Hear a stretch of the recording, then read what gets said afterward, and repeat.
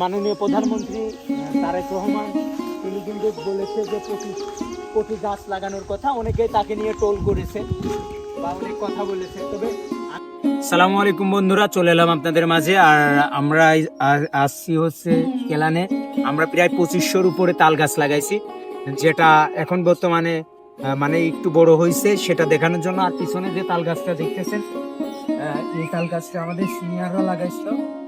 সেই তাল গাছটা পরে সিনিয়ররা লাগানোর পরে আসলে সিনিয়ররা তেমন দেখাশোনা করে না, আমরাই মোটামুটি দেখাশোনা করি এই তাল গাছগুলো। আর আমার 2500 তাল গাছের ভিতরে আমরা ধারণা করেছি যে 2500 তাল গাছের ভিতরে যদি আমাদের 500 তাল গাছও বাঁচে, যদিও আমি দেখেছি যে একটা তাল গাছও মরেনি, তাল গাছের অবস্থা খুবই ভালো আছে।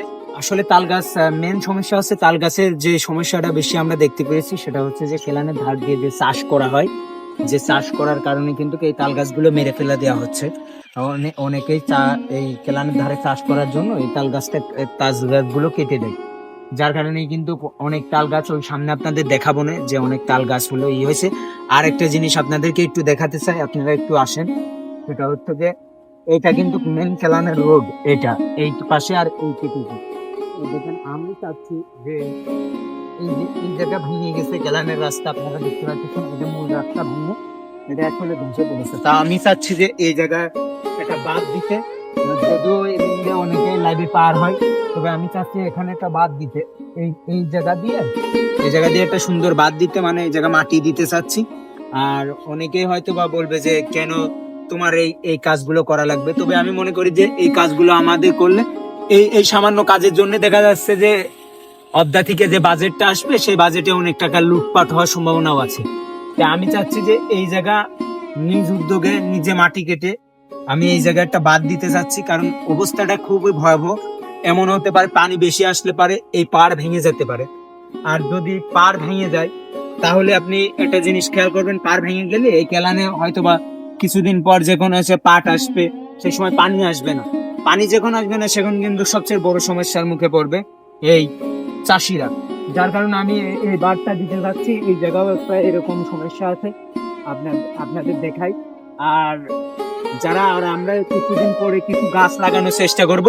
যদি কেউ গাছ আমাদেরকে দিতে চান, মানে কেউ দিতে চান বা টাকা দিতে চান, আমরা কিছু গাছ লাগাবো। সেই গাছ লাগানোর জন্য কেউ যদি সাহায্য করতে চান অবশ্যই আমাদেরকে সাহায্য করবেন গাছ লাগানোর জন্য। দেখেন এই জায়গায় মেন এই যে কেলানটা এটা কিন্তু ভেঙে মতন গেছে, এই পানি যায়। তা আমি চাচ্ছি এই জায়গাও একটা বাদ দিতে। আর ওই পাশে তারা গাছ দেখাবো, তারা গাছগুলো দেখালে পারে আপনাদের বেশি ভালো হবে। দেখেন আমরা যে তাল গাছ আসলে তালের চারা পুঁতিছিলাম, এই দেখেন একটা তাল গাছ এরকম প্রতিটা জায়গায় এরকম তাল গাছ আছে। এর ভিতরে টের পাওয়া যাচ্ছে না আসলে এরকম জঙ্গল সাফ করিনি, কারণ হচ্ছে জঙ্গল সাফ করলে কি হবে, দেখা যাচ্ছে এই তাল গাছগুলো মেরে ফেলা দেবে। তাই আমরা এই ঘোর এখনই সাফ করি না, কারণ এর মাঝে আমরা সাফ করতে চেয়েছিলাম। দেখেন এই জায়গা একটা আছে, এই জায়গাটা যদিও তেমন একটা হয়নি, অনেকে পাড়া টাড়া দিছে, তো যার কারণে এরকম হয়েছে।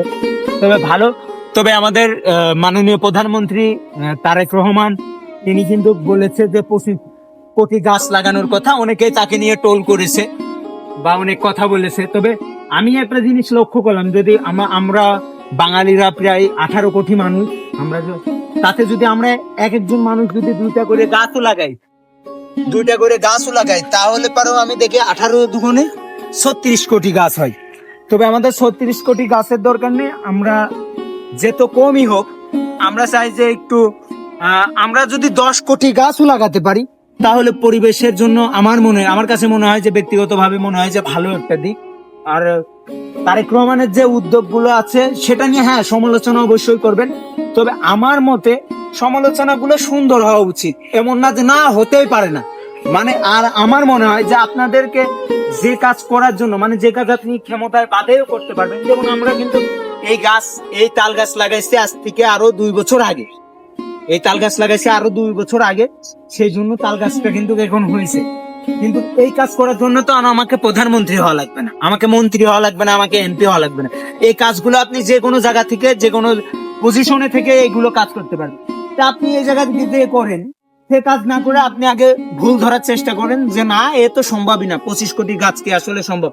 এই দেখেন পাশে কাঁঠাল গাছ আছে, এই গাছগুলো কিন্তু আমি আমার জন্মের আগের থেকেই দেখতেছি এই গাছগুলো এরকমই। এই জায়গা ফল হয়, ছেলে ফেলে খায়, আম গাছ আছে, গাছ আছে যেগুলো। আর এমনিতে আমরা বরাবর প্রায় 2 কিলোমিটারেরও বেশি, মানে 2-4 কিলোমিটারের ভিতরে আমরা প্রায় 2500 তাল গাছ লাগাইছি। আল্লাহ যদি রহমত করে 2500 তাল গাছের ভিতরে যদি আমি ধরেছি যে 500, তবে আল্লাহ রহমত করলে এর থেকে বেশিও বাঁচতে পারে। তো আপনাদের কাছে অনুরোধ থাকবে যে বেশি বেশি গাছ লাগান আর পরিবেশ বাঁচান, কারণ গাছ আমাদেরকে অক্সিজেন দেয়। আর গাছ আমাদের যে কার্বন ডাই অক্সাইড আমরা যেটা ছাড়ি সেটা থেকে আমাদেরকে পৃথিবীটাকে মুক্ত রাখার জন্য কিন্তু গাছ সবচেয়ে বড় ভূমিকা পালন করে। তো অতএব আপনারা সবাই আপনাদের জায়গা থেকে এই গাছগুলো লাগাবেন। ঈদ দেখেন আরেকটা কত সুন্দর তাল গাছ হয়েছে, ওই দেখেন ভালো করে দেখেন।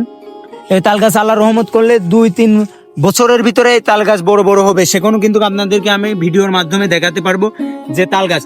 অতএব আমরা কিছুদিনের ভিতর প্রতিদিন যেহেতু বৃষ্টি হচ্ছে, এই বৃষ্টির কারণে আমি চাচ্ছি যে আপনারা একটু আমাকে সহযোগিতা করবেন যাতে আমি কিছু গাছ কিনতে পারি। আর গাছ কিনে আমরা যাতে এই গাছ লাগাতে পারি কেলান ধার দিয়ে, এর ধার দিয়ে আমরা কিছু ফলের গাছ লাগাবো। আর শুধু গাছ লাগাবো না, গাছগুলো দেখাশুনো করবো ইনশাল্লাহ। কারণ গাছ চাইলেই তো গাছ লাগানো যায়, কিন্তু গাছ দেখাশুনো করে পরিচর্যা করে বড় করা কিন্তু সব থেকে বড় ই।